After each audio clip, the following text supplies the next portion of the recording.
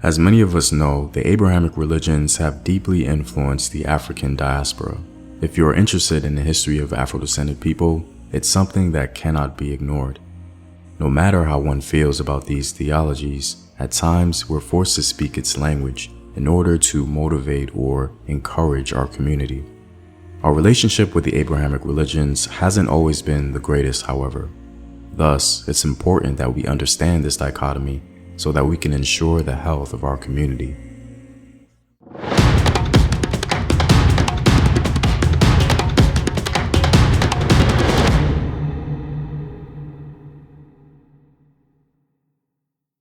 What up, African world? It's Home Team here, and welcome back to another video of African history, culture, and worldview. By supporting this channel on Patreon, you're helping in the creation of these videos and contributing to this content. The link to Patreon is in the description box below. Before we begin, it's important to understand that this video is opinion-based and not at all intended to attack, discredit, or affirm any belief system. The only purpose is to get us thinking about how we've historically understood and engaged the Abrahamic religions. I'm hoping that together we may find a salubrious path to the belief systems we choose to adopt. That being said, let's begin. In general, I think it's important for human beings to have a model of understanding the world and a guide for moral character. Many Africans and their descendants across the globe utilize an Abrahamic religious model.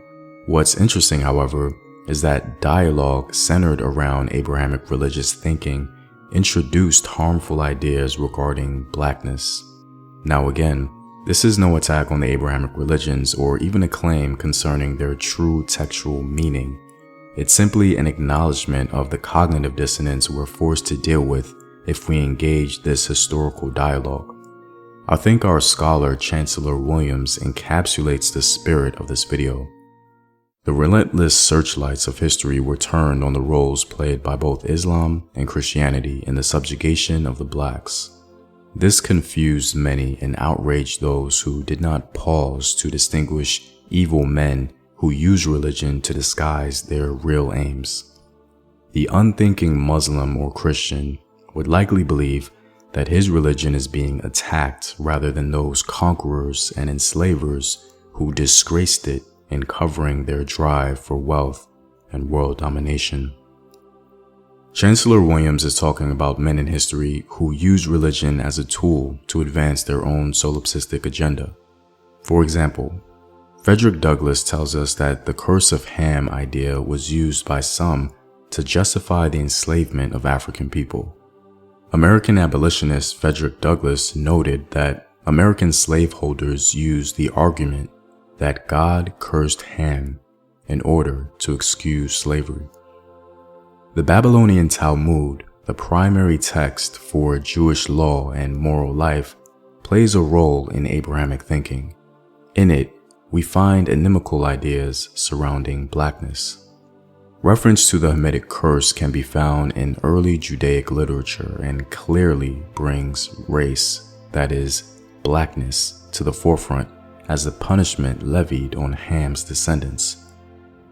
The examples used seem to be based on interpretations of religious texts and not the text itself. Regardless, this was a narrative for quite some time.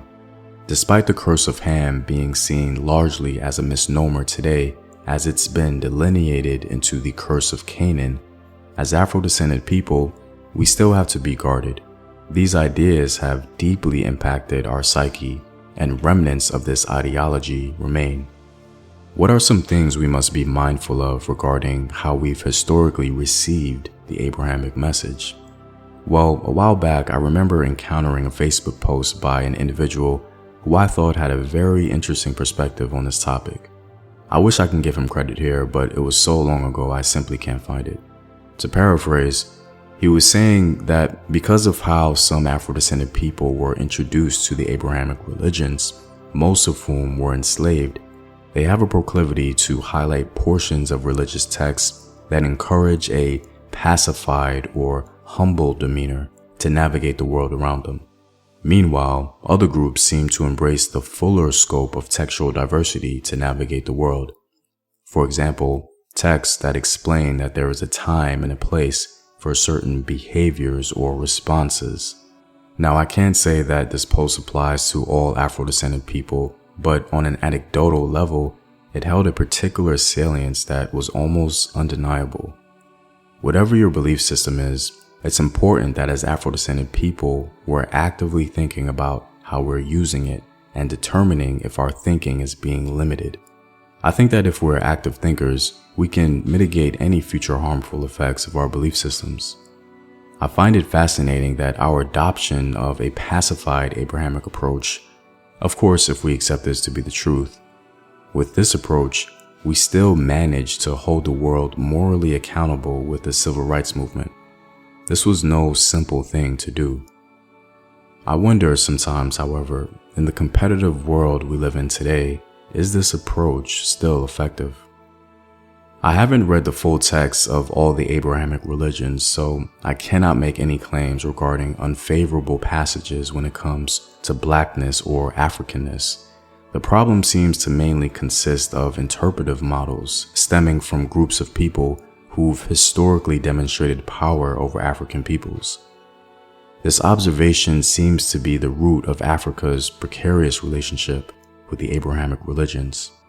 I believe the goal is to not necessarily find the right or wrong answer, but to ensure we are the ones driving our thinking. We are the ones interpreting for ourselves. I'm really curious if you guys share the same view as the Facebook post previously mentioned. Do you think Afro-descended people highlight different moral guidelines of their spiritual text?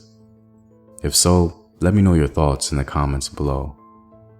Well, I'm all out, guys. If you like these videos and want to help in its continued production, consider supporting the home team on patreon.com. The link is in the description box below. Know thyself. Remember your ancestors. Peace.